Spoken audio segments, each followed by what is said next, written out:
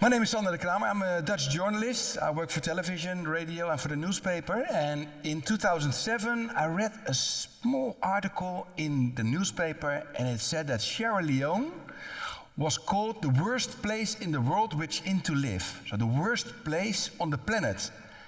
And it touched me, and it didn't let me go. I thought, how would life be on the worst place on the planet? And I decided to go there. I have to admit, I didn't even know where it was. It's here. But I didn't know where it was. So I took a plane, and the plane was traveling from Gatwick Airport, and it was with the company Australian Airlines. I never heard of it. It was a very old plane, and I was in the plane, and then I heard the pilot, and the captain said, "Is your captain speaking? Bruce Dickinson." And I thought, I know that name, Bruce Dickinson, so I Googled it, and it was actually the Bruce Dickinson, the lead singer of Iron Maiden. There he is. But I knew it was going to be a crazy trip, and it was a crazy trip. I took the pictures myself. A girl standing in front of her house, completely destroyed. Everywhere I looked, I saw destruction. Everything was destroyed. And it had everything to do with an 11-year lasting civil war in Sierra Leone, one of the most brutal wars in history of the planet. And it was fought with child soldiers. They recruited child soldiers. It's the rebel armies coming from Liberia, going to Sierra Leone and fighting and making the people so extremely terrified for them, so that they could take everything. And they fought with child soldiers. And they say the eyes are the mirrors of the soul. And I've worked with a lot of child soldiers, and they all have these eyes. You see some emptiness. And that has everything to do with what has happened to them. They were doing the groceries, and they were stolen by the rebels. At the age from 5, 6, 7 years and above, they were stolen by the rebel army, and they were recruited as child soldiers. They learned how to shoot, they were drugged, and finally they were blindfolded and had to shoot while they were drugged. And they took off the blindfold, and they saw that they shot their own mother. They killed their own mother. And the rebels had this strategy to make murdering machines, because when you have shot your own mother, you can shoot everybody. So it was a strategy to make murdering machines. So I wanted to write an article about this.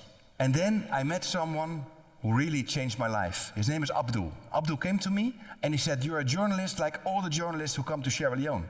I said, "Excuse me?" I said, "No." I said, "This is Africa. The brutal war is over. So now we are looking ahead, you're looking forward. So if you write about the past, it's not really African. You have to write about what's going on now. And one of the biggest scandals of the world is going on now in the southeastern part of the country. Are you going with me?" And I said, "I'm going with you." And the next day, we traveled a road that was not a road at all, only holes and damage. But we went there, 14-hour trip. And I took a picture of what I saw when I arrived. It's this.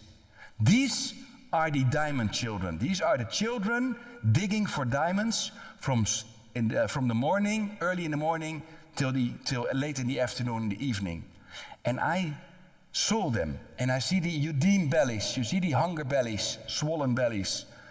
And I said, what on earth has happened here? And they told me the mind-blowing story in a negative way, that this was the epicenter of the war. So the rebels came here because they went for the diamonds. They killed the parents. They recruited the children from the age of 5 and above as child soldiers or bushwives. The girls were turned into slaves of the rebels. And the babies, they couldn't do anything with them. So they just left them in the burning houses. And the ones you see now are the babies who survived this crazy situation. These are the diamond children of Sierra Leone. And I said, this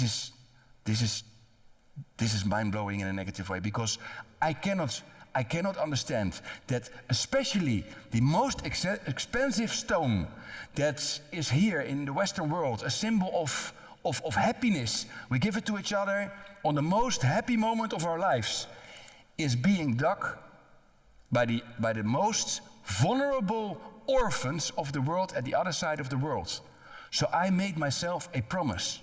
I said, even if it's going to be my death, I'm going to try to get these children out of the mines.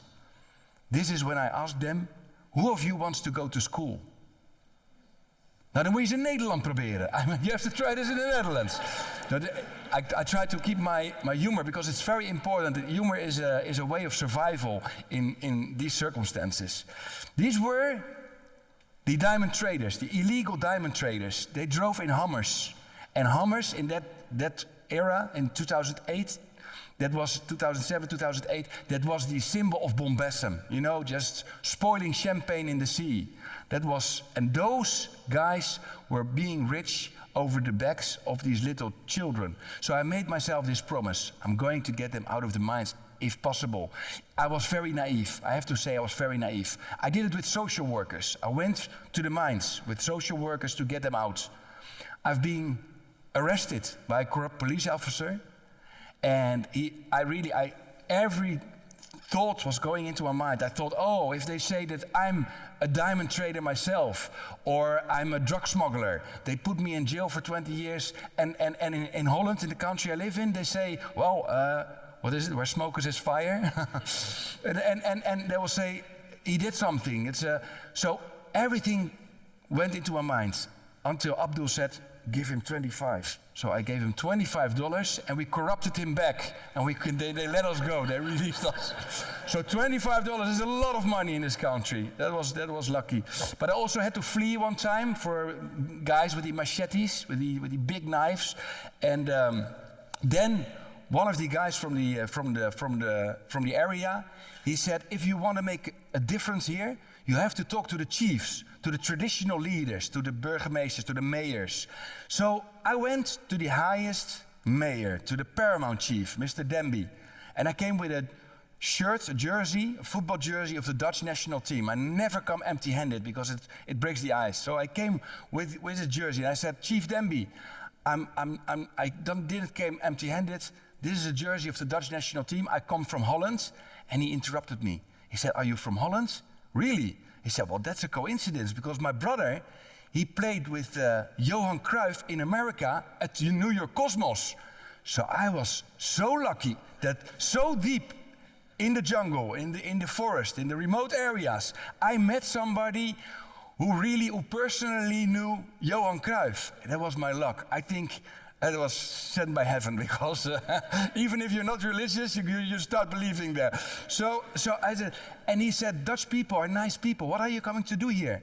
I said, I'm here. I've seen the children working themselves really to death in the diamond mines. I want them to go to school. I want to build schools for them. I want to spread this message in Holland, but not only as a journalist. Write the article. I want to do more. I want to build schools for them. And he said, I'm with you. I said, all children have the right to go to school. And they talk Creole English, broken English, and they say, that's right. All Pekin have the right for go to school. And I said, all right, then we are birds of the same feather, let's flock together.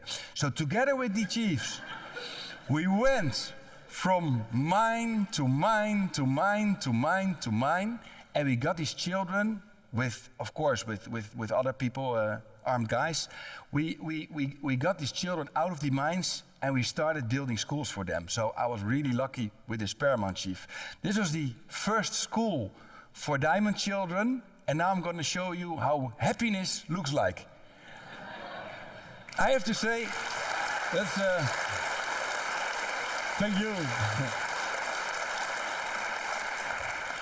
I have to say, I have these pictures all over in my house because when I'm a little bit grumpy, because you stood in the shit or something and you're grumpy, and you look at these pictures and everything, and you're happy again because I can't stop looking at these pictures. It's wonderful. Now I'm going to show you my house. This is my house. I live in traditional houses in Sierra Leone because I said, all right, we are super volunteers. All the money that we collect in the Netherlands and in Europe, we're going to bring it to Sierra Leone to build schools for the most vulnerable children of Sierra Leone. So I said, I'm not going to stay in hotels because it costs a lot of money. Let me live like you live. So they built these traditional houses for me. It's a wonderful place, like this village. It's really the village life. You see the guy over there, it's not a man with albinism, it's my father. He's standing there. And you see the river, it's wonderful. But sometimes it's exciting. Sometimes it's very exciting. This spider had the size of a watermelon. It was this big. And you see only one eye. I flashed with my camera, and you see only one eye. It was above my bed, so I think he did winky winky to me, like, I'll see you tonight. I'll see you tonight. So I called my wife at home and I said, could you please see if you zoom into this picture, you see that it's brown with black stripes. I said, can you see, please, Wendy, if it's a poisonous spider, is it dangerous or is it not dangerous? And she Googled and she said, well, I cannot see if it's poisonous, but I can see where's one spider, there are always two. I slept like a little baby that night. So. What we do, and I speak about we because we have a big team now. What we do is building schools for the most vulnerable children. That's a lot of girls. Girls don't have the possibility to go to school when they go to secondary school, most of the time in Africa, because their parents, if there are two parents, if the parents don't have the money to send more than one child to school, and they send a boy, because they don't send a girl, because the boy has a bigger chance to find a job later and take care of the family. So the girls, they do something in the household, and they work, and they find a man and a husband, and they're only 13 years old, getting pregnant. So that's why they have the highest rate of girl and child dying during delivery of the child. So it's really terrible. So what we do is we build schools for dropout girls, like disabled girls don't have the possibility to go to school. With us, they go to school. Orphan girls, single orphans, they still have the mother, but they don't have the father, like for example. So we send them to school, and you see the eyes changing. I told you, the mirrors of the soul. If I look into the eyes of this girl Pekin, that's what they say in Sierra Leone, girl Pekin. This girl, you see, she's proud. She's proud because she goes to school, she can learn. And it really makes me so happy. This school, this class is very special to me. These are all girls. They were working as street prostitutes on the streets of Freetown, the capital of Sierra Leone. And they were only 13, 14, 15 years young and working on the streets. And it really touched my heart because they're all orphans. They don't have parents to take care of them.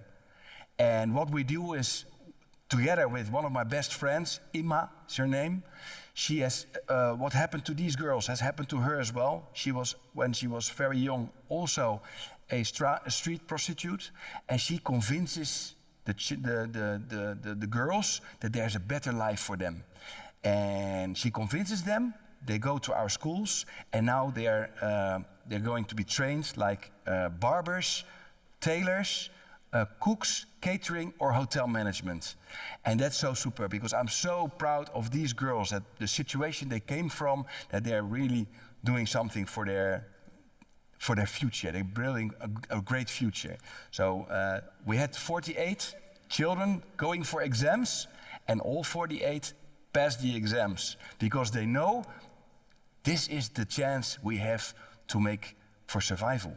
And I just took this picture to make you laugh. This is Fusion. We have our buildings built pretty European style with good bricks, but the school bell is still the wheel of a car. So the biggest boy is going to ring the bell.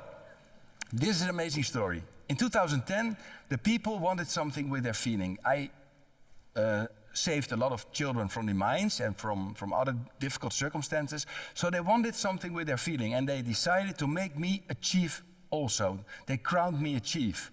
So I was also a mayor. I wasn't out for that, because I thought it's nice, but don't give me this honor. But the good thing is, I get protection now. And in the southern part, still there are people, there are diamond traders who don't like me. because they think I stole their bread. But it was illegal, and it was over the backs of the little children. So I said, all right, we'll do that. I'll be the chief, no problem. The day before they crowned me a chief, we were in a big room. We did a conversation, we did a meeting for the next day, and they told me what I didn't know. I got 3 wives. So then I was in a Fellini movie. Everything happened in the room. My wife was at the other side of the room. I don't know, it's her instinct. She was looking at me, what's happening over there, like a hawk. My father said, give them to me, boy, give them to me. And I said, no, it's not possible, I cannot marry 3 other wives. And one of the guys, he got angry. He said, oh, are our girls from Sierra Leone not good enough for Sir the Chief from Europe? I said, no, that's not it. But the mayors in my country, where I come from in the Netherlands, we only have, one partner. We have one partner. So he said, oh, really? And then I said, I'm very much in your culture. You have to be a bit with my culture as well. And then I could buy it off with a goat, a bag of rice, and a bottle of brandy. So it was very nice. They crowned me a chief, and they called me Chief Oude Dibbes. And that was the first time when I went to Sierra Leone. Everybody said, hey, psst, friend. I said, what's my name? I said, oh, I don't know your name. I said, oh, then you're not a good friend, eh? Because my friends, they know my name. I was just joking a little bit. And I said, where I come from, Rotterdam in the Netherlands, when you are a very good friend, you are an oude dibbes. So they said, oude dibbes. I said, oh no, oude dibbes. So it was like running fire. Everybody called me oude dibbes. It's now even that they call each other oude dibbes when they're close friends. So they crowned me Chief Oude Dibbes. The whole press was there, so I was a national hero that day. You see, Dutch journalist crowned Paramount Chief, but the next front page of the Telegraaf or AD in Sierra Leone is this one. Chief Oude Dibbes meets Education Minister. Yes. This is my throne, 2 elephants and a crocodile underneath my feet. This is when I get out of the car somewhere in our area. So you see the protection cannot do anything. It's This is a very good ritual, very good ceremony. We dance, and I would recommend it to you all. When you come in the morning at the office and you have the coffee machine and you stand with some colleagues, dance and sing like nobody's business, because they do their meetings singing and dancing. We need a new school at the other side of the town. They do it like that. It's superb because it really creates a bond. I would like to say we have now 38 schools. I'm very proud. We are still all volunteers in the Netherlands. We do it on voluntary base. We have a big organization in Sierra Leone. And what I want to say to you is follow your heart. That's my message to you. It doesn't have to be so big that you take a whole continent on your shoulder. It can also be if you know that your neighbor is physically challenged. Help him with the groceries. Say, well, Ari, can I do the groceries for you today? Yeah, no problem. Or go to your auntie who feels lonely sometimes. Just take a cake. Don't say you feel lonely. No, just take a cake, a cup of coffee, and you go there and you make a difference in somebody's life. Because making a difference, it starts with us all. Yes. I want to thank you very, very much. And to end in Sierra Leone, beaucoup, beaucoup thank you for now all. Bye-bye.